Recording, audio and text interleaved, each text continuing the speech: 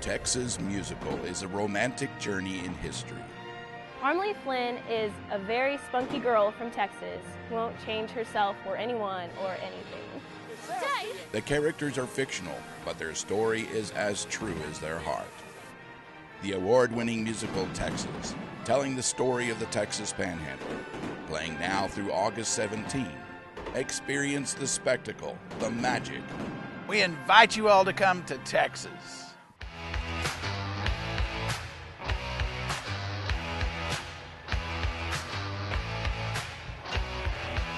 Yowza! Look at this. Jake Mitchell, he goes right to the head. He's got a hold. Hagen Lamb, he's trying to get a little milk. Cody Heck doing some cowboy water skiing. Here comes Chad Smith.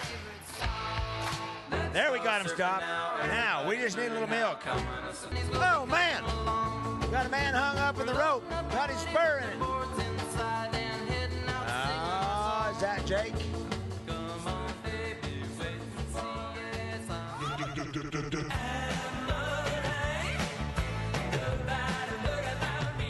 Well, I don't know if you could see that from here, but as they were trying to get that rope off, look at this. Watch right here behind us.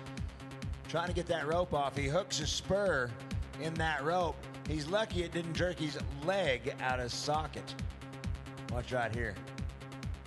Starts to move. They get the milk. Hagen's going. He's thinking it's going to be a fast time. Today I'm standing on the edge of the second largest canyon in the United States of America. Second only in size to the Grand Canyon itself. And as I'm standing here, I look across this vast canyon, and the first thing that I see is its beauty. The green trees and shrubs and the road running through it and the cliffs, the mountains. It's just gorgeous. And there are many and various views as to how this canyon came into existence, but the bottom line is God was behind it. And this is just one demonstration of the power of God and what He is able to do. And I enjoy just standing here and looking at this canyon and admiring its beauty. And as I do, I think about God's power and what Paul writes about it in Ephesians chapter 3. That God is able to do far more than we could ever ask for or imagine. And when I think about that passage, I think about God doing something far more than whatever I could imagine or think about in regards to a place of beauty like this one. But yet at the same time in that passage we read that His power is at work in us. And God doesn't stop with just His creation and the things that we see and witness, but He continues to do mighty and powerful things through you and me. That's exciting, isn't it? That His work never ends. It is always busy. It is always at work in us. I would encourage you today to think about God's power at work in you. And maybe what God is calling upon you to do to bring glory to His name. You know, something like this brings glory to the name of God. There's no question about that. But maybe there is something you can do in your life that will bring glory to Him today through your actions or through your words, through the way you are and how you represent Him in this world. Yes, my encouragement today is for you to allow God's power that is living and active and alive in your life to be demonstrated in your words and your actions in order to bring glory to the name of God.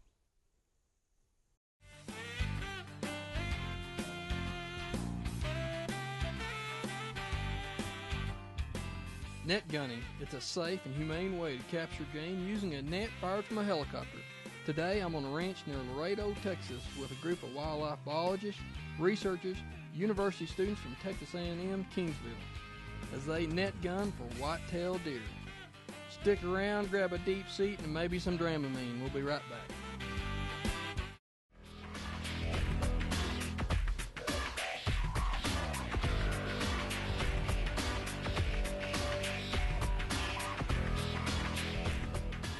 They do this stuff every day, all day long.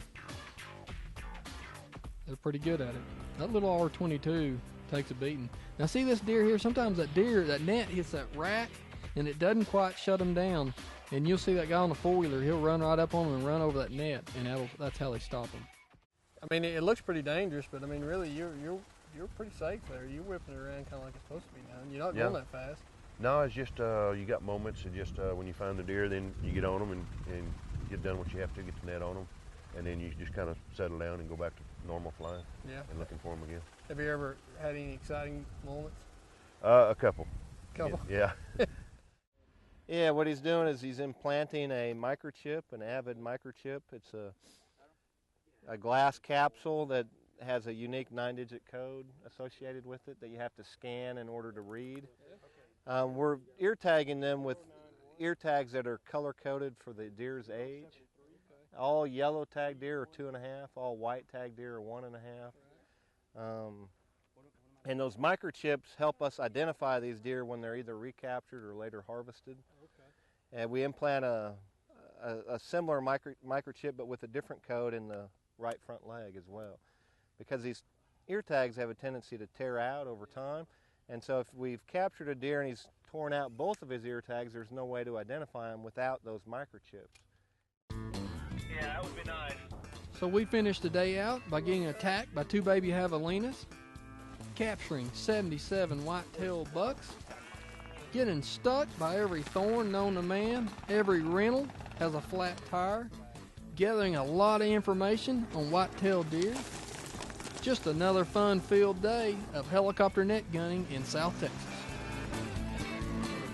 All right, everybody's okay.